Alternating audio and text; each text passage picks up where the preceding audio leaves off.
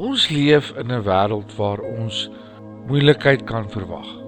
Ons weet dat ons gaan op een of ander stadium gaan ons in moeilikheid vasloop.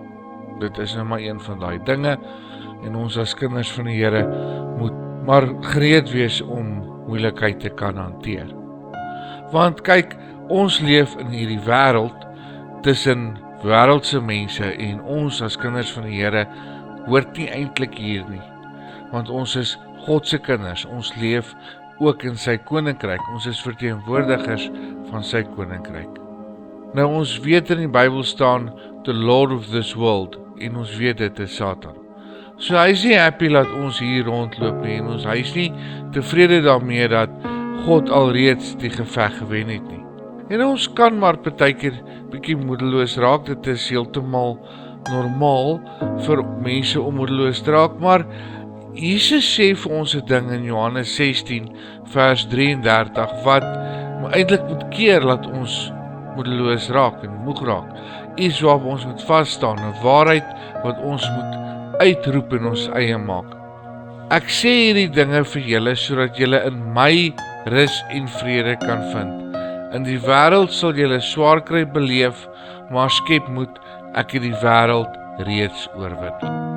Met ander woorde, ja, jy gaan swaar kry, maar ek het alreeds die oorwinning namens jou behaal.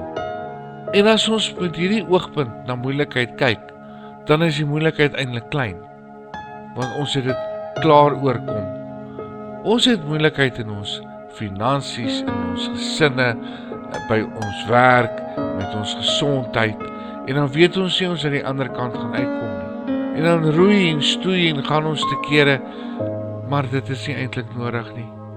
Ons moet net oorgee aan God en aan God se liefde en beginne dit vra wat hy alreeds vir ons gegee het, die oorwinning. Dit is klaar oorwin. Ons het klaar gewen. En hierdie wêreld is nie ons huis nie. Ons is maar net op 'n reis hierdeur. Dit moenie iets wees wat ons beheer nie, maar dit moet iets wees wat ons slegs navigeer. Ons gaan maar net hierdeur. Want Jesus het klaar gewen. En ons moet net sy oorwinning eintlik bevestig. En ja, dit is maar moeilik. Ons raak maar partykeer bietjie moedeloos. Jesaja 41 vers 10: Wees nie bevrees nie, want ek is met jou. Kyk nie angstig rond nie, want ek is jou God. Ek versterk jou, ook help ek jou. Hoe mooi is dit nie? Hoe wonderlik is dit nie om te weet dat ons glad nie bang hoef te wees nie. Want God het ook nie vir ons 'n gees van vrees gegee nie. So as iemand iets sê en jy raak bang daarvoor, moet jy weet, dis die Heilige Gees wat daar praat nie. Die Heilige Gees gee vrede en kalmte. En ons moet in God se liefde gefestig wees. Ons moet op God se liefde fokus. Ons moet hierdie ding onthou, daar's 'n Bybelteks wat sê, daar is geen vrees in liefde nie, maar die volmaakte liefde dryf die vrees buite. Want die vrees sluit straf in, en hy wat vrees, het nie volmaak geword in liefde nie. Johannes 4 vers 18. Daar is geen vrees in God se liefde nie. Daarom moet ons in God se liefde leef. Hemelse Vader, help ons om onsself daarin te herinner, Here, dat U het alreeds die oorwinning behaal, en dat U lief is vir ons, en dat ons geen rede het om enigiets op hierdie aarde te vrees nie.